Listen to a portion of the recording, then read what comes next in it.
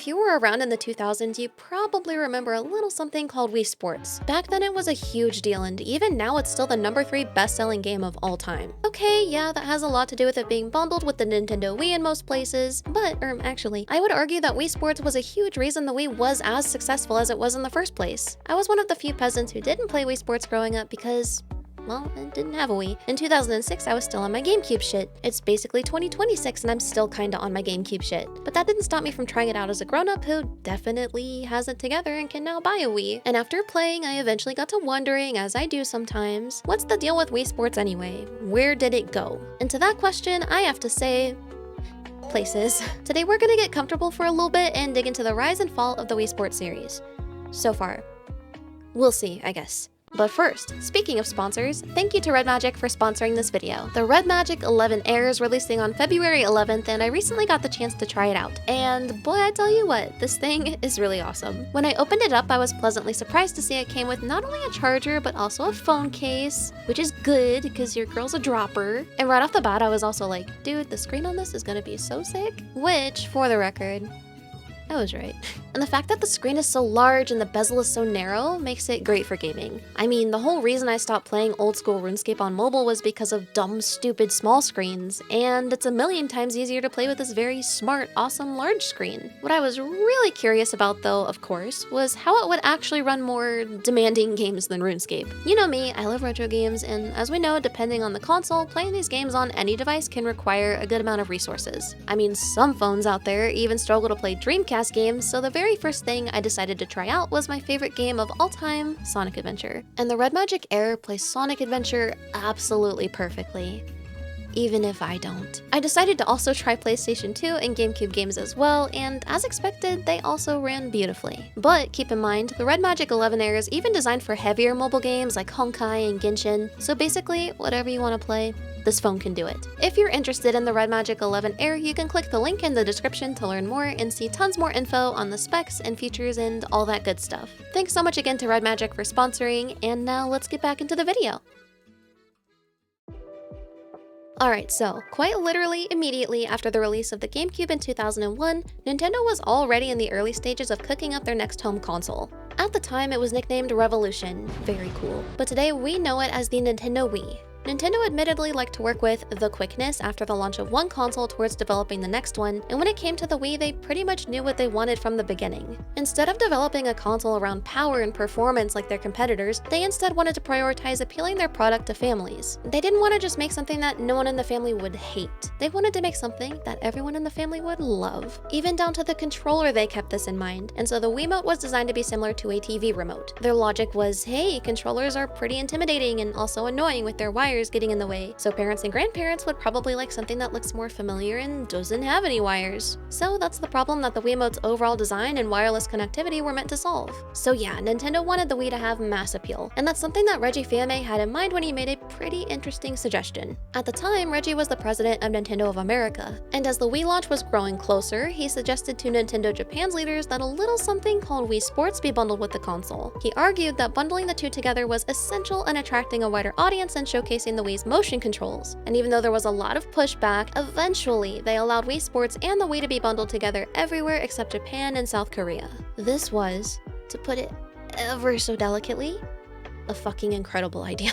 Wii Sports was arguably a huge reason for the Wii's overall success. Sure, the game's sales numbers are largely attributed to the fact that almost everyone got a copy when they bought a Wii, but the inclusion of Wii Sports did exactly what it was supposed to do. It showed that anyone could play and enjoy games on the Nintendo Wii, unlike the very big and scary PlayStation and Xbox. But what exactly was it about Wii Sports that was so appealing to the casual audience? Well, you take the Wii's intuitive motion controls and smush it together with a near-universal basic understanding of sports, and you've got a game with an insanely low barrier to entry. Even if you aren't a sports person, cause I know I'm not, you probably still know how to swing a golf club. or punch someone. And that was the thing about Wii Sports. You'd play golf by swinging the Wiimote just like you would with a golf club. You'd make punching motions with it in your hand like you would in boxing. Nothing complicated or hard to remember. You basically already knew how to play no matter who you were. That low barrier to entry, combined with the game's local multiplayer, also meant it wasn't just accessible. It was a social activity for families to do together. And even something as seemingly inconsequential as the customizable Mii avatars you'd play as added another way for everyone to feel included. Like, hey, there's mom playing baseball on the TV. Wow, Nintendo had successfully and single-handedly created a world where even grandma was playing video games together with the grandkids. And so long as there was a wrist strap involved, this was a win for everyone. Because if everyone loved Wii Sports, they'd probably buy and love a whole bunch of different games for their Wii too. And maybe they'd even tell their friends that they should buy one. So keeping all that in mind, it's pretty unsurprising that a few years later, Nintendo revisited Wii Sports with a sequel that would set the standard for the series going forward. Shortly after the development of the Wiimote, Nintendo was already working on something called Wii Motion Plus. Coming first as a Wiimote accessory in 2009, Wii Motion Plus was Nintendo's response to game developers wanting better motion tracking than was possible with the standard Wiimote. This little attachment had all kinds of gyroscopes and sensors and stuff inside that were capable of tracking more complex movements. And this advancement was perfect for the sequel to Wii Sports called Wii Sports Resort. Wii Sports Resort was basically Wii Sports, but on crack. Instead of 5 sports, the game had 12 because, well, Wii Motion Plus meant all kinds of movements could be captured now. This made it so even the sports you had played on the original Wii Sports were tracked more accurately. Like in tennis, where now even the direction in which the Wiimote was swung mattered. The game also took place in a larger tropical setting called Woohoo Island and added 40 new CPU Miis, making a total of 100. Also, there was a dog, and even though you couldn't pet it, you could still play frisbee with it, which is also good. The additions and improvements made Wii Sports Resort even more popular among fans than its predecessor, with an 8.5 audience score on Metacritic, for instance, versus Wii Sports 8.1. And despite the fact it wasn't bundled with nearly every Wii console ever like Wii Sports was, it still sold over 33 million copies, placing it in the top 30 best-selling games of all time. Also, starting a year after release in 2010, they did offer Wii Sports Resort, plus the new Wii Motion Plus controller, plus the original Wii Sports with new Wii consoles for no additional cost. For a lot of people, Wii Sports Resort is the pinnacle of Wii Sports. The Wii de Resistance. It offered everything Wii Sports did, but better and also more. Unfortunately though, after that point, things got a little less awesome.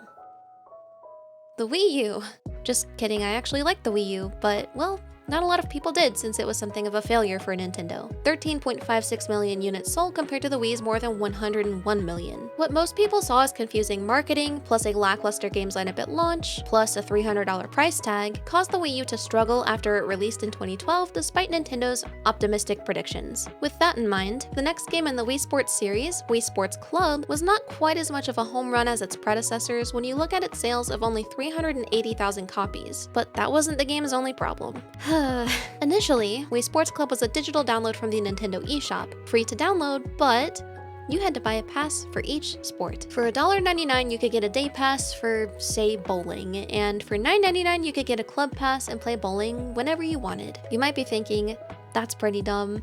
And I'd be inclined to agree. To purchase each of the 5 sports, you'd spend about $50, which ultimately isn't too unreasonable, I guess. It's just they really didn't need to make the whole thing so weird. Wii Sports and Wii Sports Resort were so easy to play, and that was literally the whole point. Why complicate things? What's grandma gonna know about eShop subscriptions? Grandma doesn't even know what the fuck an eShop is. Eventually, a physical copy would be released for $40, which was a pretty decent discount, but it took some time because, did I mention not all the sports were ready when it was released on the eShop? Nintendo basically said, it'll take a long time to release the completed game, so let's just release each sport as it's ready. Well, not basically, they literally said that. Aside from the strangeness of Wii Sports Club's pricing and the initial issue of being, well, incomplete, there were some complaints to be had with the game itself. First off, with only 5 sports in the game, it kind of felt like it was a step back from Wii Sports Resort, which had 12. It also didn't do much to innovate what was there. Very much what we'd seen before, just in HD and with some improvements to the motion controls. Oh yeah, and online play. Not that Nintendo is particularly known for their stellar online services. Another pretty common complaint was Wii Sports Club just felt kind of dead in comparison to the previous titles. Everything felt emptier and the color had been drained from the environment. I guess the idea was to be a bit more realistic, but since when does anyone play a Nintendo game for realism? The game was a flop compared to Wii Sports and Wii Sports Resort, like I said, selling only 380,000 copies. Sure, some of that can be blamed on the fact that there were not a lot of people buying the Wii U itself,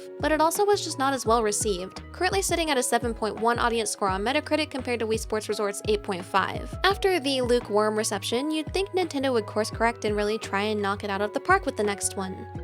Well, Nintendo Switch Sports is the 4th entry into the Wii Sports series, and it's kind of a weird one. It was released in 2022, well into the Switch's lifetime, and that's because development was a bit of a struggle, which we'll get into in a sec. And I'm gonna go more in depth in this segment in general because it's a little less straightforward than the others. Despite the hurdles, it did sell really well at over 16 million copies, so unlike Wii Sports Club, a good amount of people have actually played it. But in the eyes of the more dedicated Wii Sports fans, it got a little lost in the sauce. And the best place to start would be that development I was just talking about. Switch Sports, which is the self-proclaimed sequel to the Wii Sports series, was requested by the general producer of the Nintendo Switch, Yoshiaki Koizumi. Apparently, the request came in not too long after the release of the Switch back in 2017, which begs the question why a game like this took so long to develop and release. Well, Yoshikazu Yamashita, who was a director for Wii Sports and Wii Sports Resort, also directed Switch Sports, and from the start didn't really know exactly where to go with it. In a developer interview, he said, "With the Wii Sports and Wii Sports Resort games, we came up with as many ideas as we could think of, and most of them were achieved and implemented in the titles, so we felt that we had done all we could. My impression at the time was that if we were to do a sequel in the future, it would be quite difficult." So, not exactly off to a strong start. As more and more people joined the team, they thought that even if there wasn't much in the way of new gameplay that could be added, they could still take lengths to make the game feel as different from its predecessors as possible. Which, well, they got a little too involved in that, thinking at a point they could add gameplay where you don't even need to swing the controller around. Even though they thankfully decided against that, Yamashita said that in general, the motion controls became a secondary consideration, with the atmosphere being the bigger priority. Eventually, the team went back to basics. Since the appeal of Wii Sports was its approachability, they wanted Switch Sports to be as easy to play with others as possible. But this would present another obstacle. More than 90% of the team had never worked on a Wii Sports title before, and so there was a lot of trouble with communication. When the Wii Sports veterans would reference the development of a previous title, a lot would have to be explained to the newbies, and it was just hard to achieve a cohesive understanding between everyone. Eventually they'd figure it out, but it apparently took quite some time. Even aside from all of that, the differences in motion controls between the Wiimotes and the Joy-Cons meant there would be a lot of trial and error in getting the gameplay just right, which added even more time to development. But when it came to design, the developers were pretty convinced they had it all figured out, thinking that their audience would be most excited for something quote-unquote new and stylish, not just something that felt like a remake of Wii Sports. And in my opinion, I think they once again got a little too caught up in the wrong thing. Sure, you obviously want any new product to feel new, but with a series as nostalgic and beloved as Wii Sports, it's important to stay true to its roots as well. They made sure to do this in making the game easy to play, but visually they tried pretty hard to be as different as possible. What this ultimately led to was the creation of these things, the Sportsmates, aka the successors to the Miis. Initially, they toyed with a few character concepts, first something directly inspired by Miis, and then robots. Neither worked out, obviously, but what stuck were the Sportsmates. The reasoning behind abandoning the Miis pretty much came down to thinking they just wouldn't work in the modern day. In Wii Sports, Miis don't typically have arms, except when they do, which they said looked fine in low resolution, but these days would be difficult to work with. Which is confusing considering Wii Sports Club was in HD and it seemed like it worked just fine, but maybe I'm missing something, I don't know. Also, as far as being difficult to work with, due to the Sportsmates having arms, 650 animations were needed as opposed to the Mii's 30-ish, which seems like a lot more work. The whole issue is just made even more confusing when you consider you could actually import your Miis into the game anyway, arms and all, so why were the Sportsmates the faces of the game? If I had to guess, I really just think they wanted characters that looked more modern and less goofy, but I don't know, there's such charm in the goofiness that it just resulted in something pretty corporate feeling in comparison. Eventually, development would finally come to a close and Switch Sports was released in 2022, and like I mentioned before, it made a ton of money. But a lot of the more dedicated audience felt it was lacking in a lot. To start, there was a lot of emphasis on online play to the point that in-game rewards like cosmetics were only obtainable this way, making single player effectively pointless. Also, it's pretty irritating considering unlike the Wii U, you need to pay a monthly subscription for internet access on the Switch. Of the 8 sports available in the game, only 6 were available at launch, and 3 of those were played with nets, making them feel pretty similar. So it felt like there wasn't quite as much to do as you might initially think, despite the number of sports being a step up from Wii Sports Club. And obviously, there was a common sense of the game just lacking the charm of previous titles. Again, a lot of consideration was put into the design of the game compared to the gameplay, but I don't think it's unreasonable to say that that's the biggest place where Switch Sports misses the mark for many. It's not that the game is awful, and it did seem to learn a few things from Wii Sports Club. Where Wii Sports Club was confusing from the start, ease of play was a definite priority with Switch Sports precisely because that's how Wii Sports was always meant to be. But even then, the game is just off, and I'd say this has a lot to do with how rocky development was. And I mean, there's the fact that it was made simply because someone's boss said to make it, not because anyone had any new or exciting ideas. But it made a ton of money, so who knows, maybe I'm just crazy and this is actually the perfect game. That said, recently-ish, an apparently credible leaker claimed claimed that a Switch Sports 2 is in the works, codenamed Anna, while the original was codenamed Elsa. I guess even with stuff like Switch Sports, Nintendo takes it seriously enough to give out codenames. It's speculated that since there was a fair amount of unused content found in Switch Sports files, it's possible that these things could have instead been saved for a future sequel, which I'm not sure why you wouldn't just put the cool stuff in the original, but